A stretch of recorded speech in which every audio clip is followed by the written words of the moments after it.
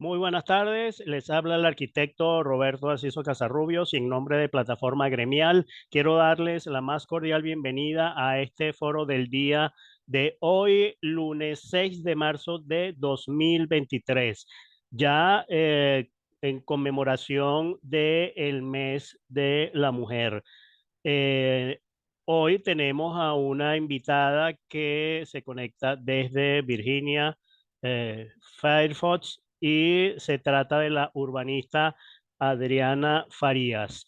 El foro será moderado por nuestra colega, el arquitecto Meralia Velasco, vicepresidente de Plataforma Gremial, a quien vamos a darle acceso a continuación. Vamos entonces a esperar breves instantes para que se conecte tanto nuestra invitada Adriana Nuestra invitada está Valentina, aquí. sí, cómo no, Ah, ya la estoy viendo, y a hola. Meralia Velasco. Yo sé que está ahí porque la estoy viendo, tranquila. Hola, bueno, estaba haciendo el comentario que hoy conversaremos sobre tecnología y transporte urbano, haciendo énfasis en la parte de peajes y cuestiones de control, digamos, automatizado de circulación vehicular. Pero eh, no sé qué está pasando con la imagen.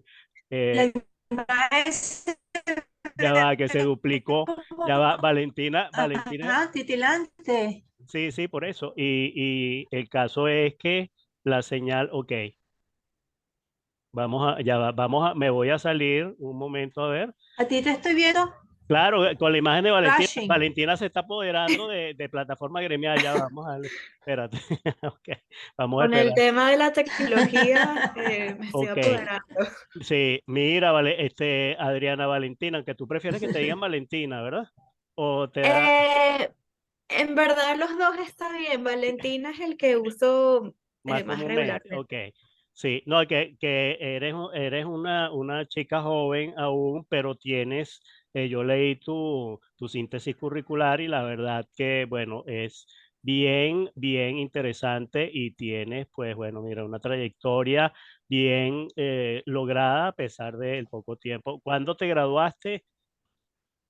Me gradué del pregrado en el 2019. Imagínate. Bueno, ok, entonces vamos a darle el paso a Meralia. Déjame ver si puedo conectar mi cámara nuevamente. Ok. Vamos a darle entonces el paso a Meralia para que nos comente un poco sobre tu trayectoria. Oye, esto sí está, esto sí, bueno, tenemos un clon de Valentina aquí en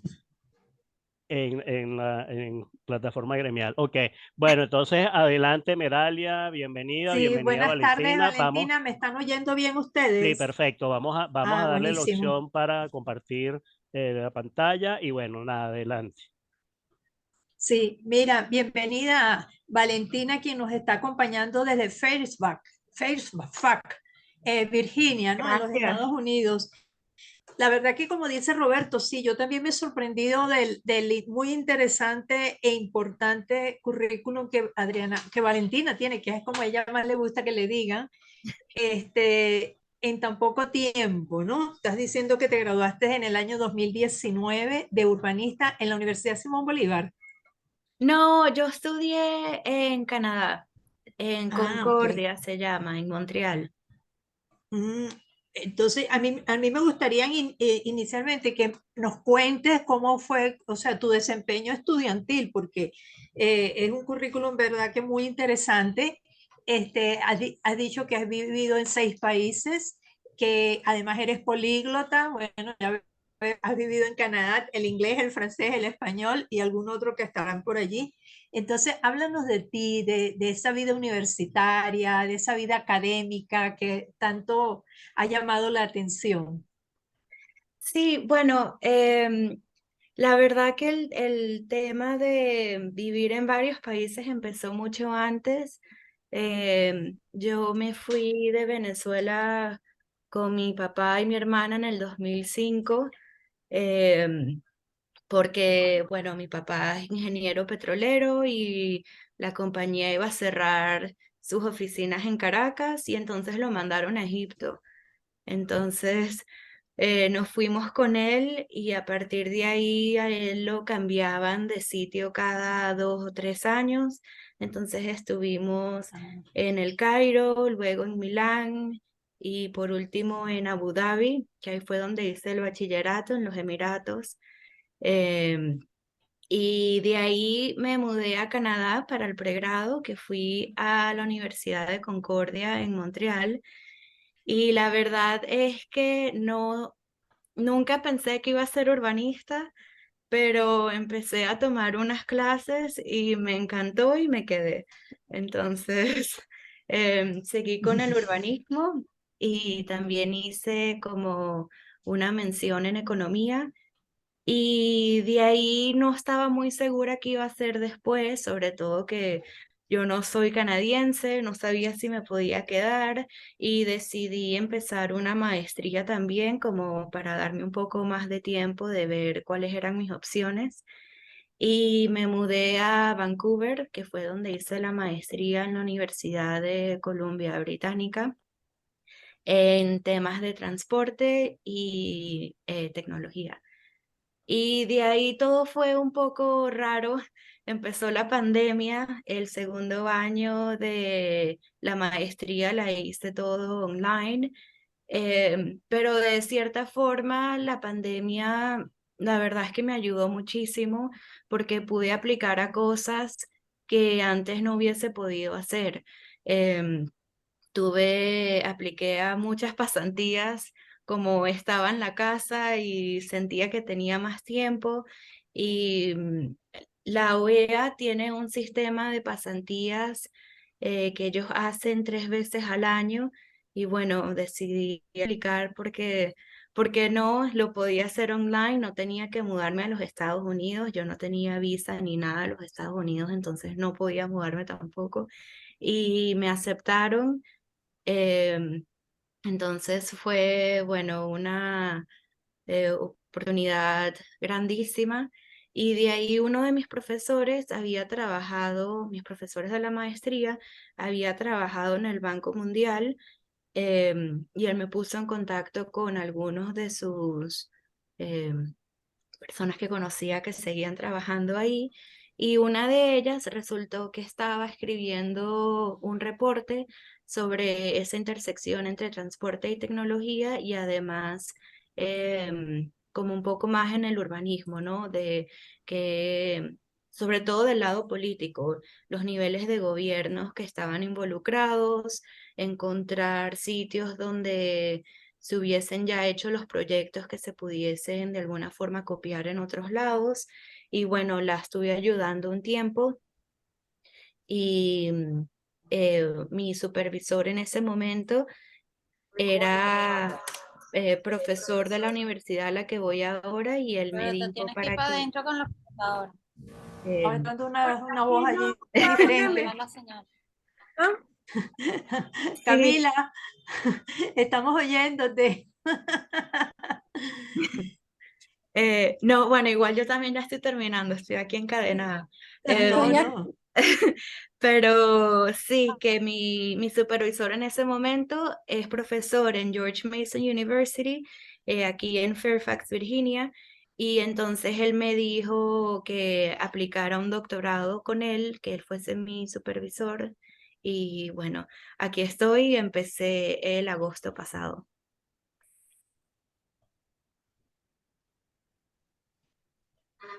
¿Cuántos años tienes tú, Adriana? 27. Ah, no, son chamita, pero te digo que bueno, has Ya. tenido mucha suerte también de tantos problemas y supiste. Mira, dime algo que me llamó la atención. Tú dices que era un sistema de pasantías para la gente jóvenes. ¿Cómo aplican para que otros muchachos, porque les gustaría también aplicar, deberían hacer? Sí, es más, voy a buscar te puedo pasar el link, no sé si hay otro lugar donde lo puedan publicar, pero la OEA tiene un sistema de pasantías que ellos hacen, son 3 veces al año. Entonces tú aplicas Ujú. y tú hablas un poco sobre ti y dices cuáles departamentos te interesan y ellos luego pasan la pasantía a varios departamentos y si algún departamento le interesó tu perfil, ellos te contactan. Em, Ah, que es muy interesante. Y por supuesto te pagan por eso también, ¿no? no, bueno, esta era no paga. eh, que bueno, por eso fue que me funcionó, porque como era la pandemia, no me tuve que mudar, lo Ah, hice al mismo tiempo de la maestría, pero sí, eso es lo único malo. sí, ¿y desde cuándo no vienes a Venezuela? Yo fui en el 2016, creo que esa fue la última Ujú. vez.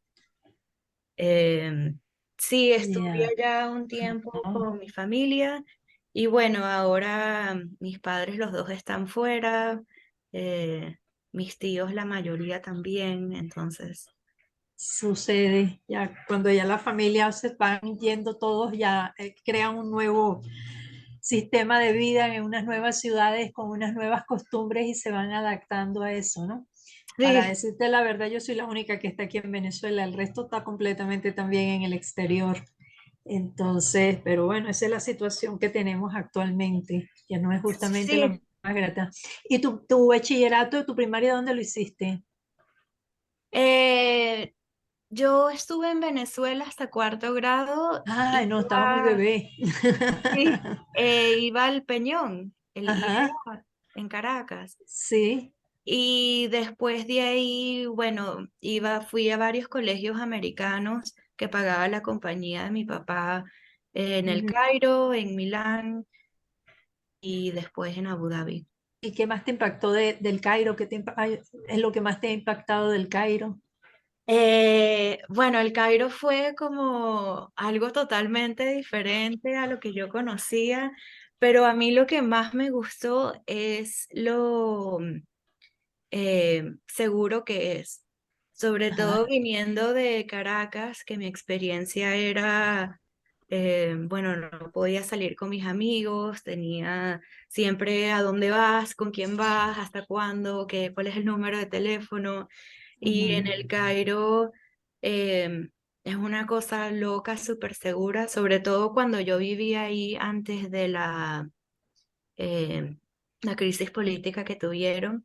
Em, y me acuerdo que mi papá me dio una llave de la casa y ujú. vivíamos al lado del colegio también y yo entraba y salía cuando quisiera y era como una libertad que nunca había tenido antes que Sí, me cambió la vida.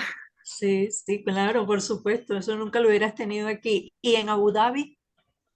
Eh, bueno, Abu Dhabi es una ciudad relativamente pequeña, es un poco más tradicional comparada con Dubái, que está como a una hora manejando, y, y creo que se siente mucho más la gente internacional.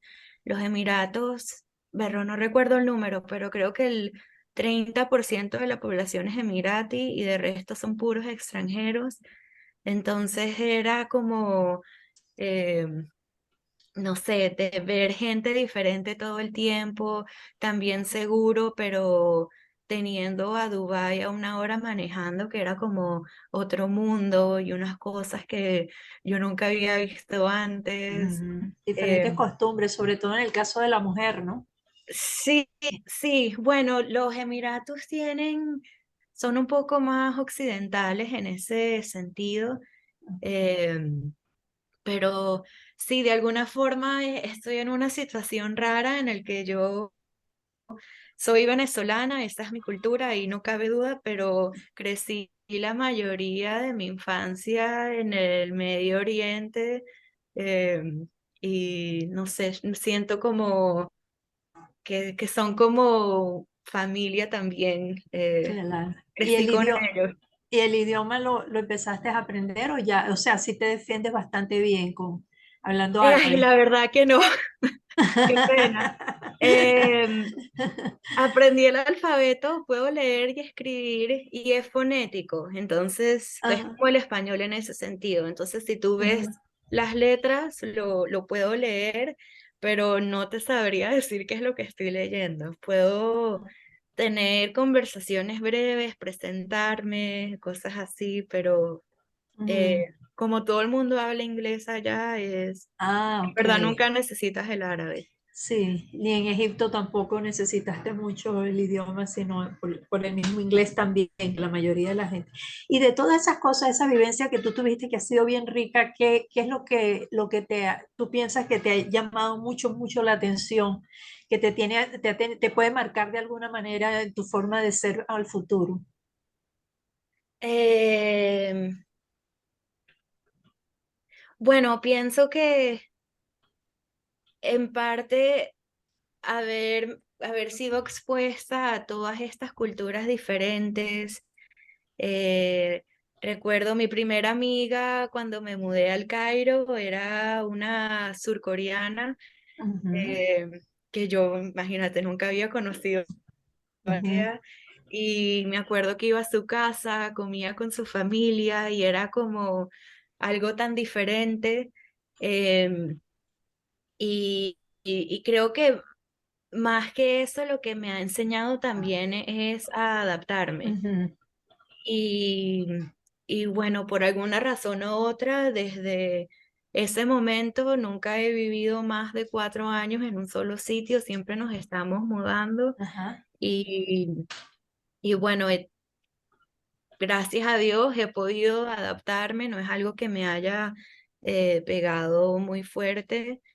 em, y Sí, creo que, bueno, ese tema de la adaptabilidad también se cubre un poco empezar un nuevo programa, poder entender también qué es lo que de repente quieren mis supervisores, mis jefes y bueno, como que esa cadena que tuve a partir de la maestría que llegué acá, creo que en parte ha sido también por eso de como saber un poco cuál es la expectativa. eh, Y sí. viviendo en los Estados Unidos, que también es un país, se quiere decir cosmopolita, ¿no? Y donde también existen muchos árabes y gente de otras culturas y otras nacionalidades, inclusive la surcoreana. ¿Has podido entrar a tener amigos también que son de esas nacionalidades o te has mantenido más con el mundo occidental? De hecho, no, tengo mis dos amigos, tengo tres amigos acá con los que siempre hablo. Uno es de Uganda, el otro es egipcio y la otra es de Irán, pero vivió toda su vida en Canadá. Entonces, Ajá. hasta ahora no tengo ningún amigo estadounidense tampoco. Ni latino, por lo que veo, no está dentro de tu grupo. Bueno, le quiero comentar entonces a Valentina que en caso de agotarse el tiempo en esta primera parte, pues nos reconectamos a través del mismo enlace, ¿ok? A una segunda parte, de manera que podamos ver entonces tu trabajo. Si quieres, pues bueno, nos muestras qué es lo que estás haciendo actualmente, es esa parte de transporte, ¿no? Específicamente, aunque el urbanismo, pues, abarca muchísimas otras cosas dentro del campo incluso de la sociología y bueno, del desarrollo de nuestras ciudades. Uno de esos aspectos es precisamente el transporte urbano. Ya entonces, bueno, tienes la opción para... eh,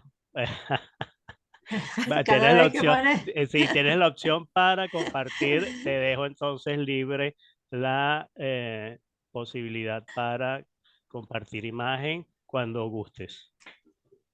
Súper, gracias.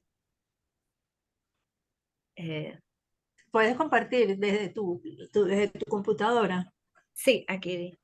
¿ok? Creo que ya lo Ok, pueden ver. ajá, Listo, ok, sí, perfecto, ok, ya lo vemos. Vamos a minimizar Súper. aquí. último. Ujú. Ahí son Corner. Es una hora de Eh, bastante tránsito. Ajá, sí, te oímos. mucho tráfico. Baltimore Ese es mi Tyson tema. Corner. Sí, esto está cerca de donde yo vivo aquí en Fairfax. Ujú.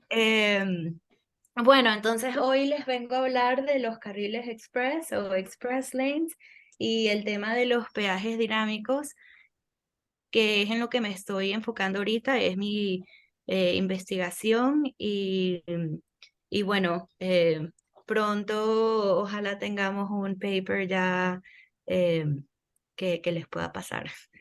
Pero entonces con este tema Claro que de sí. los carriles express, funcionan a través de peajes dinámicos. Que bueno, volviendo un Ujú. poco a la diferencia entre los diferentes tipos de tarifa, está la tarifa fija, que no cambia sin importar la hora del día, el nivel de tráfico, siempre es igual, es bastante común. Después está la variada, que cambia dependiendo de la hora del día y muchas veces establecen cuáles son las horas pico, digamos de 7 a 9 en la mañana y 5 a 7 en la tarde y suben los precios en esos momentos. Aún así, siempre puedes estar seguro de cuál va a ser el precio antes de pasar por ahí porque ya está establecido. Y después está la tarifa dinámica, que es la que nosotros hemos estado investigando, eh, que está cambiando constantemente. Es un algoritmo que determina la tarifa y cambia cada 5, 6 o 10 minutos dependiendo de la instalación y del algoritmo. Y cambia dependiendo del tráfico real en el momento en el que estés pasando por esos carriles. Entonces, normalmente son carriles separados. Y si volvemos aquí a esta imagen, aquí los podemos ver. Estos carriles aquí son los express lanes que van al mismo sentido que los carriles de uso normal, pero para entrar a estos tienes que pagar este peaje dinámico que cambia dependiendo del tráfico aquí. Muchas personas piensan que cambia dependiendo del tráfico afuera, pero es dentro de los express lanes. Em, Ah, yo creía que eran, ajá. sí, Creía eh, lo que tú estabas pensando antes, sí. sí, Ujú. yo también pensaba que era por esto, que bueno, están conectados, entonces mucha gente al ver el peaje para entrar acá tiene una idea también de cómo va a ser el tráfico más adelante, Ujú. pero en verdad es para esta zona. Ujú.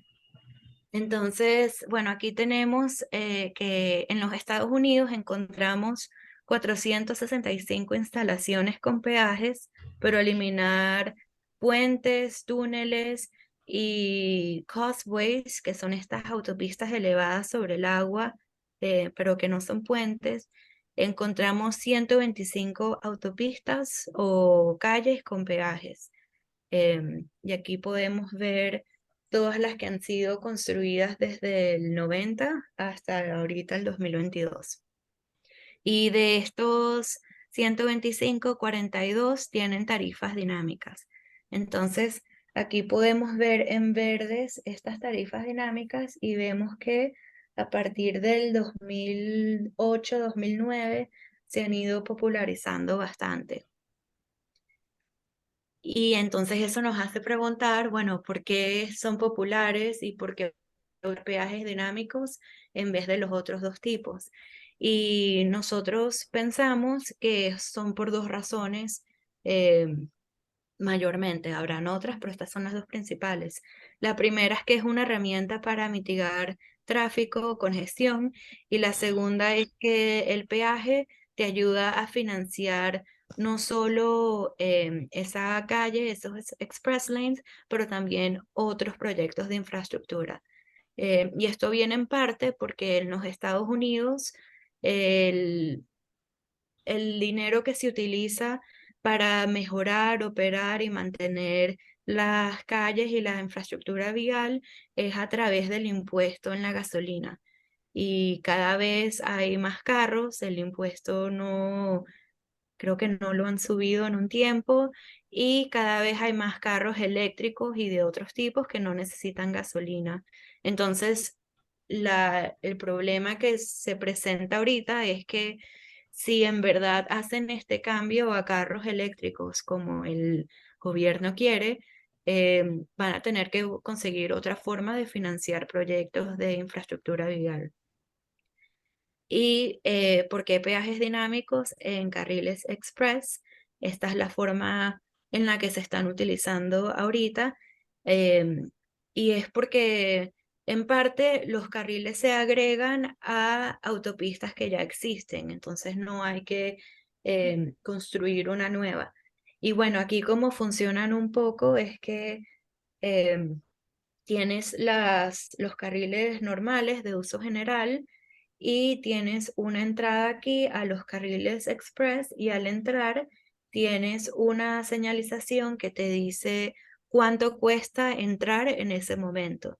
Entonces, dependiendo de la salida, aquí te da el ejemplo de la calle 39, cuesta $3, o si vas más allá y sales en el Boulevard Adams, te cuesta $4.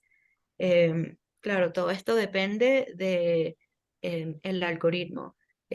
2, 3 y $4 está, diría, en lo que yo he visto, es un poco bajo. Normalmente Ujú, está como alrededor de 10, 12.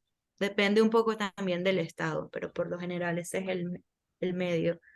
Em, y bueno, la clave aquí también es que se necesita un transponder, no estoy segura cómo se dice, pero es este aparato que pones en el parabrisas que envía información electrónica de tu vehículo a los pórticos de peajes, que le da información sobre tu salida, la hora y la tarifa que se determinó al momento de tu entrar en los carriles express. Entonces, aquí empieza la pregunta de cómo se establecen estos precios. ujú, Eh, y hay muchos algoritmos en los Estados Unidos. Aquí tenemos 3 ejemplos que son los que tenemos, aunque la información tampoco está completa. Y es en parte porque estos 3 son autopistas que los dueños son el Estado. Cuando el ujú, dueño o el operador es una compañía privada, el algoritmo es confidencial, entonces no lo sabemos. ujú, Em, pero por lo general aquí podemos ver que en el estado de Minnesota el algoritmo está basado en el nivel de densidad K, dependiendo en el número de vehículos, la distancia que se está, em, bueno, que están viendo, la cantidad de carriles, y la S es la velocidad.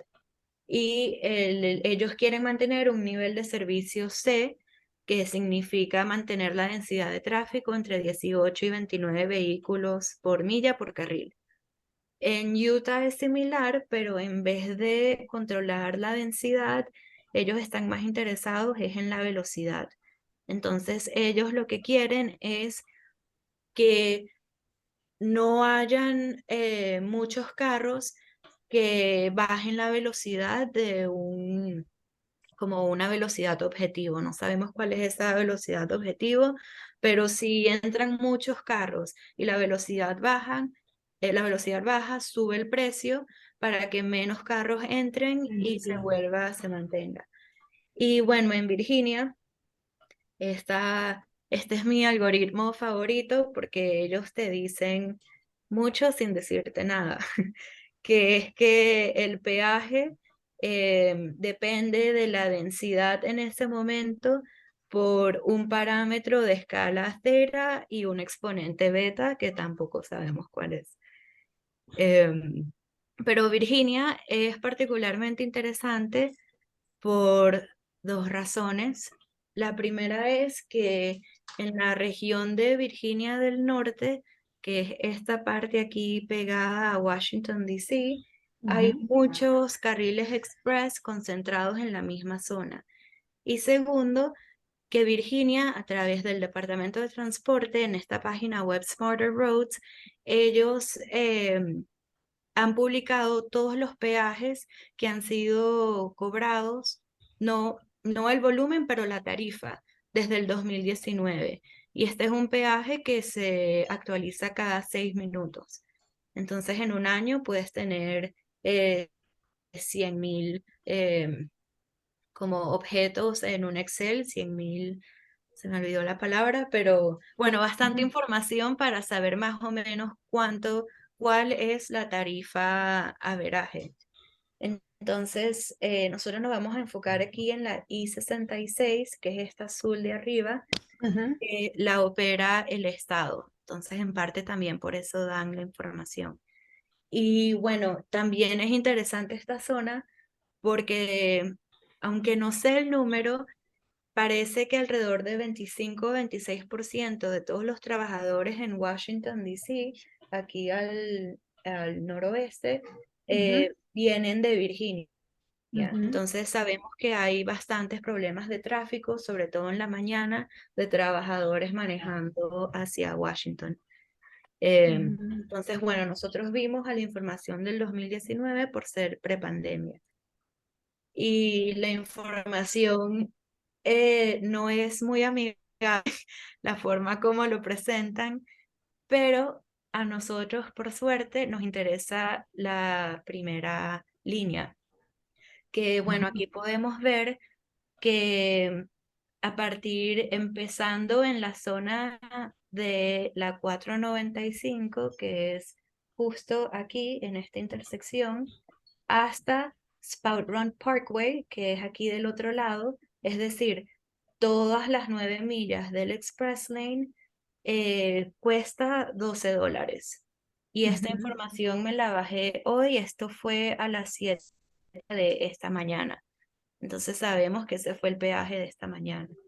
Porque a ellos generalmente lo que más les interesa es que la gente pueda circular a una gran velocidad y llegar rápido a su destino en vez de tener una mayor volumetría de carros, ¿no?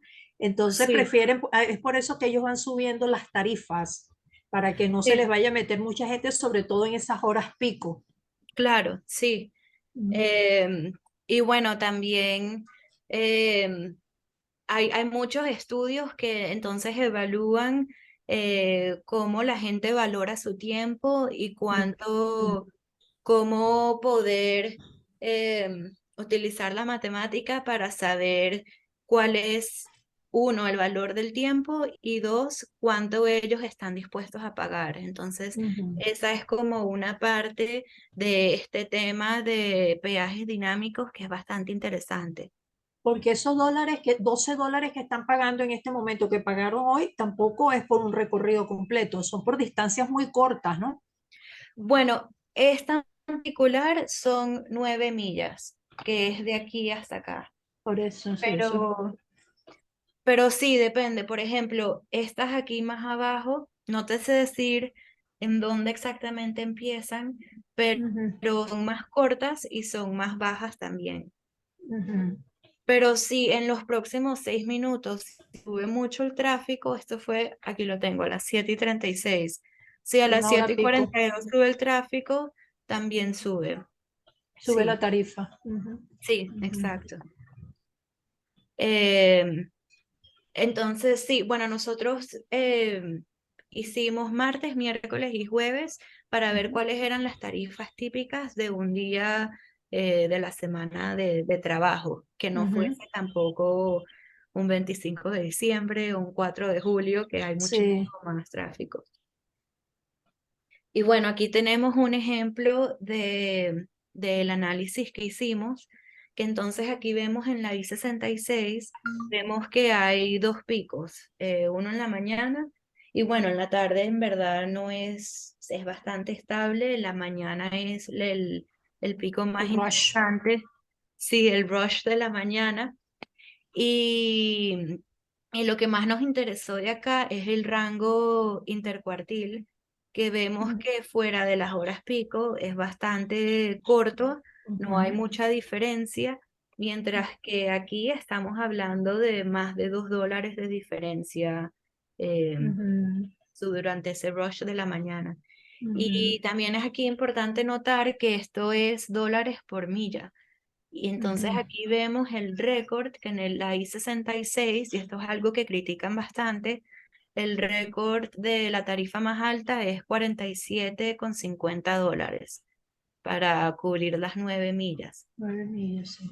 Entonces, claro, mucha gente dice que es muy caro, Ujú, pero otros dicen que, bueno, que precisamente ese es el sistema y que funciona así porque como hay muchas personas dentro de los express lanes, necesitan subir el precio para que menos entren.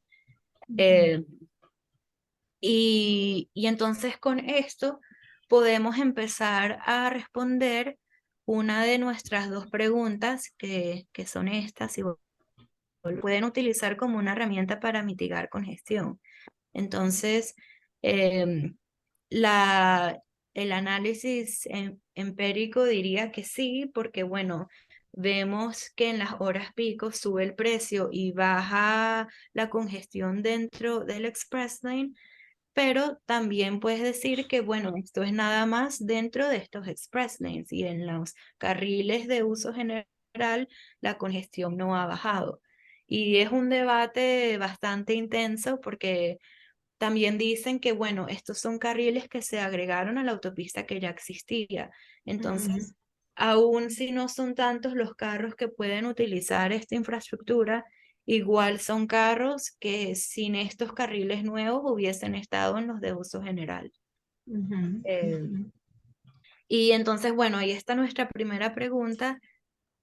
Y sí, No, te iba a preguntar sobre la inversión, o sea, ¿cómo se ajá. beneficia el Estado con relación a, a esos carriles de express? Porque, o sea, está bien para el usuario particular porque uno puede llegar más rápido pagando una tarifa mucho más alta, Ujú. pero el canal fue construido por el Estado. Entonces, no fue que tú dijiste voy a subirle la tarifa a los peajes para que el Estado pueda seguir construyendo otros canales. O si ellos le pagan un porcentaje bien alto al Estado y el Estado puede favorecerse y favorecer a las otras personas a través de nueva construcción de vialidad.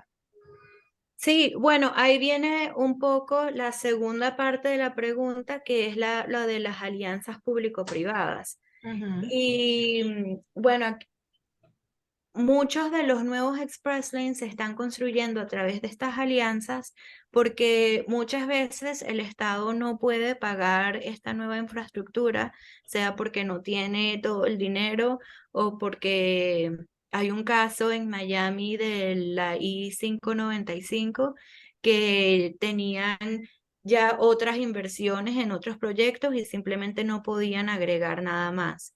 Entonces, hacen estas alianzas con compañías privadas y ellos pagan la inversión principal y luego quedan como en un alquiler de 60 años donde las compañías privadas cobran todos los peajes. ujú, ujú. Entonces, de esa forma, como que transfieren un poco el riesgo financiero a estas compañías del Estado a la compañía privada.